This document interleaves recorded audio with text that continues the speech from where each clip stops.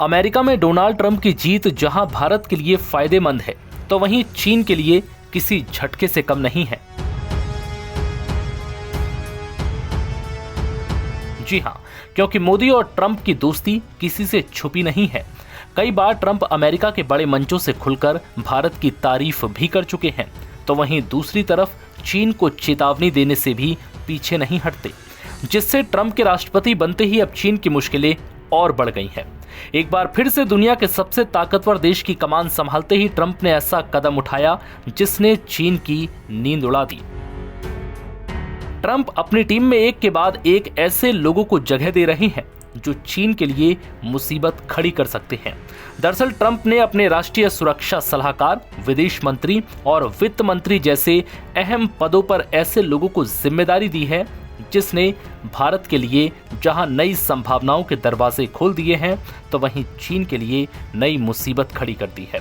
अब आपको बताते हैं कि ट्रंप के ये तीनों भरोसेमंद कौन हैं और इनसे भारत को क्या फायदा होगा और चीन के लिए ये खबर टेंशन वाली क्यों है। सबसे पहले बात माइक वॉल्ट्ज की। अफगानिस्तान, मिडिल ईस्ट और अफ्रीका में युद्ध के मोर्चों में शामिल हो चुके वॉल्ट्ज अमेरिका के नए राष्ट्रीय सुरक्षा सलाहकार यानी कि एनएसए होंगे, जो लंबे समय से अमेरिका की मजबूत डिफेंस स्ट्रेटेजी की वकालत करते रहे हैं। माइक वॉल्ट्ज अमेरिकी सीनेट में इंडिया कॉक्स के प्रमुख हैं। भारत को लेकर वो अपने नरम रुख के लिए भी जाने जाते हैं। कई मौकों पर भारत और अमेरिका के बीच व्यापार को बढ़ाने की बात भी कर चुके हैं। ऐसे में माना जा रहा है कि उनके एनएसए पद संभालने के बाद भारत और अमेरिका के संबंधों को और मजबूती मिलेगी। वहीं माइक वॉल्ट्ज के बारे में कहा जाता है कि वो बाइडेन के जितने बड़े आलोचक हैं, उससे कहीं ज्यादा वो चीन की आलोचना करते हैं। 2016 में डोनाल्ड ट्रंप जब पहली बार सत्ता में आए, उस समय सीनेटर के तौर पर वॉल्ट्ज ने चीन पर भारी टैरिफ लगाने के ट्रंप की बयानबाजी का भी समर्थन किया था, जो ये बताता है कि वो भी चीन के कट्टर आलोचक हैं। अब बात मार्को रूबियो की। ट्रंप ने लैटिन अमेरिकन मार्को को अपनी सरकार में विदेश मंत्री की जिम्मेदारी के लिए चुना है।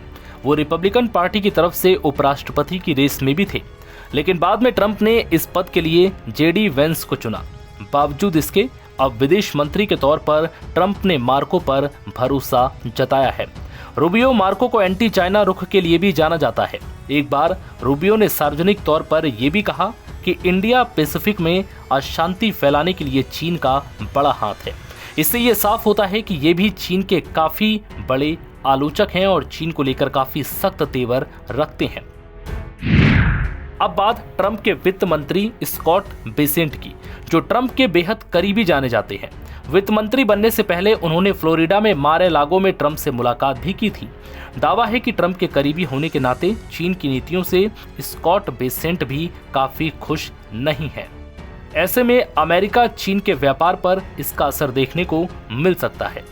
ऐसे में देखना होगा कि क्या ट्रंप की ये टीम भारत और अमेरिका के संबंधों को और मजबूत बनाने में कारगर साबित हो पाएगी।